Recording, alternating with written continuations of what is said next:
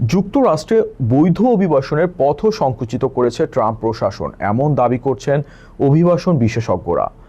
Visa নিষেধাজ্ঞা, DV lottery বন্ধ, কঠোর স্ক্রিনিং ও নাগরিকত্ব বাতিলের উদ্বেগে লাখো অভিবাসী। যুক্তরাষ্ট্রে যাওয়ার স্বপ্ন এখন কতটা কঠিন হয়ে উঠেছে, জানুন বিস্তারিত।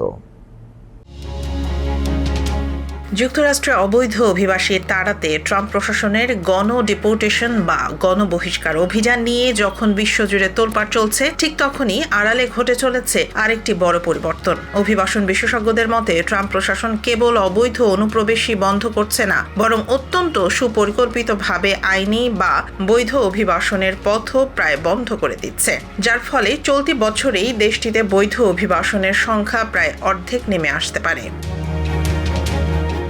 লিবার্টিয়ান ক্যাটো ইনস্টিটিউটের ডেটা অ্যানালিস্ট ডেভিড বিয়ার এবং মাইগ্রেশন পলিসি ইনস্টিটিউটের তথ্য অনুযায়ী 2016 সালের পর থেকে এবার ট্রাম্প প্রশাসনের আইনি অভিবাসন কমানোর গতি নজিরবিহীন। পারিবারিক ভিসা, কর্মসংস্থান ভিত্তিক ভিসা, স্টুডেন্ট ভিসা থেকে শুরু করে রিফিউজি বা শরণার্থী সব ক্ষেত্রেই জারি করা হয়েছে একের পর এক কঠোর নিষেধাজ্ঞা। ইতিমধ্যেই 39টি দেশের ওপর ভ্রমণ নিষেধাজ্ঞা এবং 75টি দেশের নাগরিকদের জন্য ভিসা প্রসেসিং অনির্দিষ্টকালের জন্য স্থগিত করা হয়েছে। এমনকি বন্ধ করে দেওয়া হয়েছে ঐতিহ্যবাহী ডাইভার্সিটি বা ডিভি লটারিও।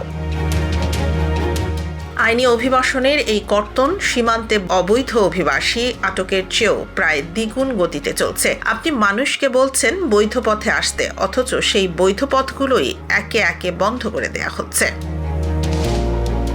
তবে USCIS এই পদক্ষেপকে যৌক্তিক দাবি করে জানিয়েছে, মার্কিন নাগরিকদের চাকরি রক্ষা এবং জাতীয় নিরাপত্তা নিশ্চিত করতে এই স্ক্রিনিং জোরদার করা হয়েছে। এদিকে ট্রাম্প প্রশাসন এখন আইনি প্রক্রিয়ায় নাগরিকত্ব পাওয়া ব্যক্তিদের ন্যাচারালাইজেশন বা নাগরিকত্ব বাতিলের এক নতুন মিশন শুরু করেছে। ট্রাম্পের এই দ্বিমুখী নীতির কারণে যুক্তরাষ্ট্রে থাকা লাখ লাখ আইনি অভিবাসী এবং গ্রিন কার্ড প্রত্যাশীরা এখন চরম অনিশ্চয়তা ও আইনি মারপ্যাচের মুখে পড়েছে।